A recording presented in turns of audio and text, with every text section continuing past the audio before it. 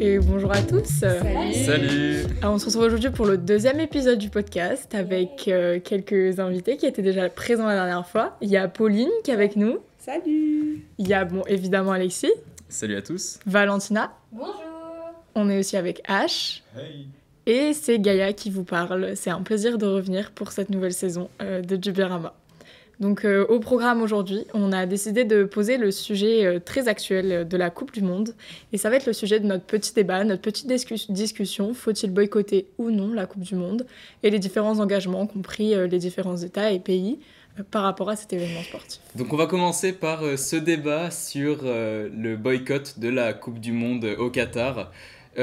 Gaïa, qu'est-ce que t'en penses? Est-ce que tu peux nous dire quel est ton avis sur cet événement? Déjà, je pense que ce serait bien un peu de poser le cadre de cet événement, même si je pense que beaucoup de monde est au courant, parce que ça fait beaucoup de bruit. Il suffit soit de suivre le foot ou simplement l'actualité pour être au courant. Donc cette année, en 2023, c'est la Coupe du Monde 2023, de foot est organisée au Qatar. Et il y a pas mal de controverses en fait autour de cet événement, notamment d'un point de vue impact environnemental. On parle beaucoup des systèmes de climatisation, etc. Parce que le Qatar c'est le désert, hein. Et puis également par rapport à diverses politiques en termes de droits humains au Qatar par exemple. Et donc c'est vrai qu'il y a pas mal à la fois d'entreprises, de villes, même d'équipes qui décident de boycotter l'événement.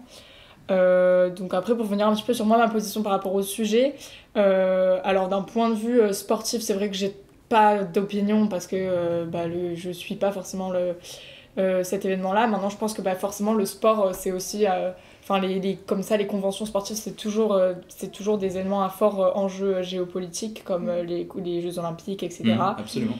Et je pense que effectivement le Qatar, c'est intéressant de voir quelles sont les positions des uns et des autres, mais selon moi il y a aussi une forme d'hypocrisie de la France, c'est-à-dire à la fois je sais qu'il y a certaines villes françaises qui ont décidé de boycotter la coupe. Je crois, il me semble, alors si je dis pas de bêtises, je sais qu'il y a Marseille, il doit y avoir Lille, Bordeaux, Strasbourg il me semble, aussi.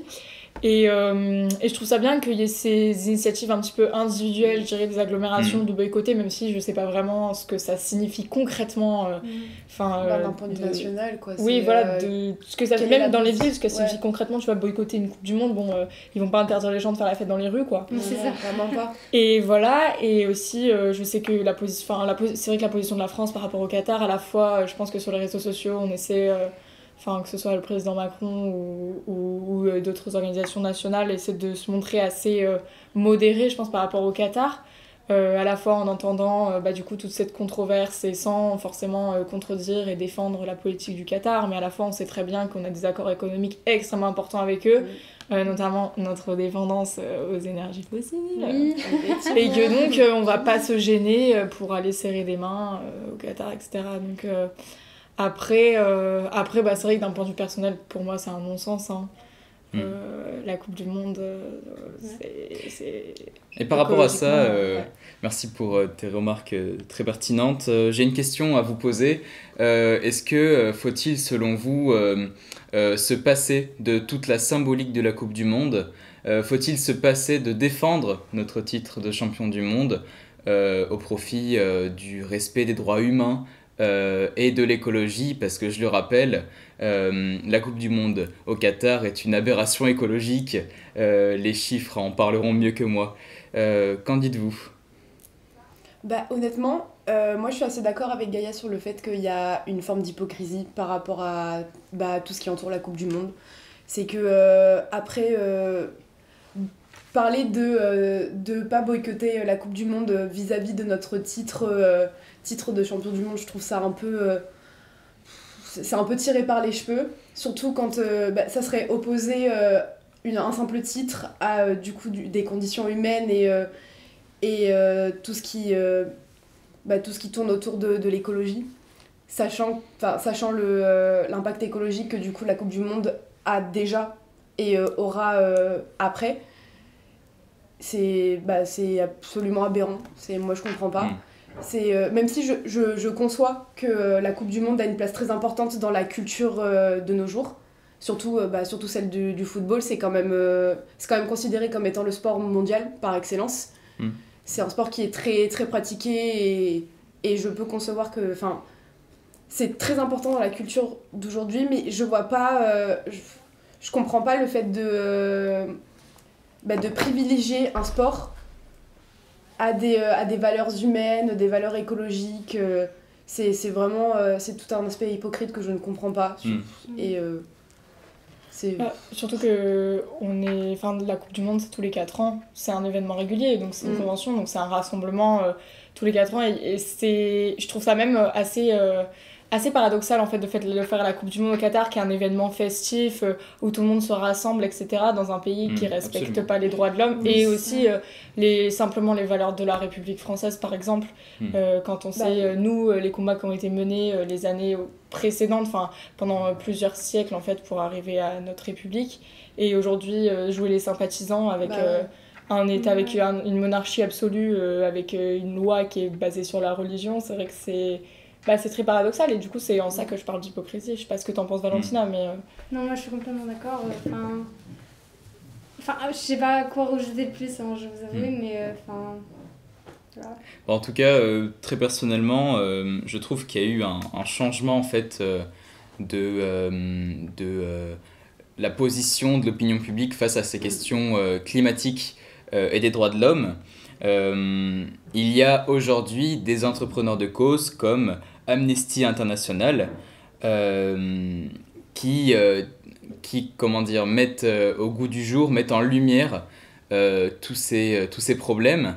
Et d'un point de vue très personnel, j'avais peu entendu parler des conditions de construction au stade au Brésil, par exemple, pour les Jeux Olympiques, ou encore dans les 10 dernières années, au point de vue média. Voilà, j'ai peu entendu parler en fait de ces questions. Donc je trouve qu'il y a eu un soulèvement de l'opinion et que désormais les gens sont concernés par ça, malgré l'enjeu culturel et géopolitique, comme le disait Gaïa, de la Coupe du Monde. Moi je trouve qu'il y a un aspect déjà que je ne comprends pas, c'est pourquoi construire d'autres stades avec du coup des conditions écologiques beaucoup plus importantes alors qu'on en a déjà des existants et des très bien. Tout ça sous couvert de il faut diversifier les pays organisateurs de Coupe du Monde, Jeux Olympiques, tout ça. Et d'un autre côté, je trouve que aussi, il me semble qu'il n'y a pas eu de positionnement de la France vis-à-vis de la Coupe du Monde au Qatar. Je trouve ça un peu hypocrite. Du coup, de nous en tant qu'étudiants, parce qu'on le ressent aussi, cet impact écologique, du coup, il y a des universités qui vont être fermées parce que du coup, ils vont faire des économies d'énergie vis-à-vis du chauffage et tout ça. Donc du coup, nous, je dirais pas réduire nos conditions de vie ou quoi, c'est un peu extrême de dire ça, mais du coup, de nous... Je trouve que les mots employés sont un peu extrêmes, mais privés du coup de chauffage, même il me semble que la température des salles va passer de 19 à 17 degrés, mais par contre la France n'est pas positionnée vis-à-vis de la Coupe du Monde. Et absolument. Sous cette forme-là, je trouve que c'est quand même très hypocrite d'avoir cette politique-là, parce que nous devons du coup, chacun doit faire un effort vis-à-vis de du coup l'aspect écologique et tout ce qui est réchauffement climatique aujourd'hui, mais par contre les joueurs de football et tout, eux par contre ils ont le droit à la clim et tout, en fait, alors que ça n'a pas de sens quoi. De ce que je comprends, tu dénonces cette culpabilisation autour de nos consommations personnelles, qui sont comment dire dérisoires d'un point de vue numérique aux émissions de certains géants. Après, je dirais pas que... Je pense que c'est nécessaire. C'est nécessaire, du coup, nous, parce qu'on est quand même dans un contexte climatique qui est catastrophique. Et je pense que c'est nécessaire, du coup, d'appliquer toutes ces mesures-là. Oui. Mais c'est complètement... c'est irrationnel et complètement illogique de, du coup, nous demander de faire ça. Mais par contre, après, d'organiser une Coupe du Monde au Qatar avec des stades climatisés. Oui. En fait, ce que désigne Pauline là, c'est...